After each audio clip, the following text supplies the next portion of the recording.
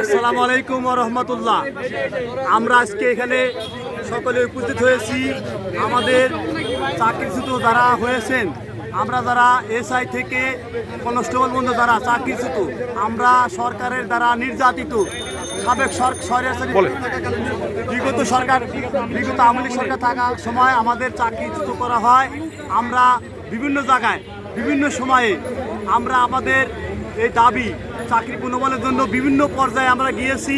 আমাদের কোনো দাবি আমাদের পূর্ণবল হয় নাই। আমরা দাঁড়ে দাঁড়ে ঘুরেছি, আমাদের চাকরি পূর্ণবল হয় নাই।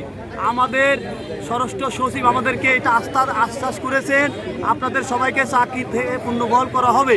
এই প্রসঙ্গে আমরা আমাদের যারা সমন্বয়কারী আছে তাদের মাধ্যম দিয়ে আমরা আজকে পুলিশ হেডকোয়ার্টার আইজি অফিসের সামনে সবাই সমবেত হয়েছি। আমরা মানববন্ধন করেছি। আমরা বাড়ি থেকে বলে এসেছি আমাদের সন্তানদেরকে আমাদের চাকরি দেবে সরকার। আমরা এই জন্য বাড়ি থেকে আমাদেরকে চাকরি দেবে এই আশ্বাস দিয়েছেন বিধায় আমরা আমাদের বউ পুলাবানকে বলে এসেছি আমাদের এই নতুন সরকার আমাদের চাকরিতে পূর্ণবল করবে। এই কথা বলে আমরা বাড়ি থেকে এসেছি কাগজপত্র নিয়ে। আমরা এই সরকারের কাছে সবিনয়ভাবে বিনীত অনুরোধ করে বলছি, আমাদের মানবতার দৃষ্টিতে আমাদেরকে চাকরিতে পুনরায় পূর্ণবল করা হোক, এই জোর দাবি আমি জানাচ্ছি। ক্ষতিগ্রস্ত আমাদের জীবন শেষ, এখন আর চাকরি, আমার চাকরি আর 4-5 বছর আছে। আমি 21 বছর ধরে ঘুরছি, দাঁড়ে ঘুরছি, কোথাও চাকরি আমার হয় নাই।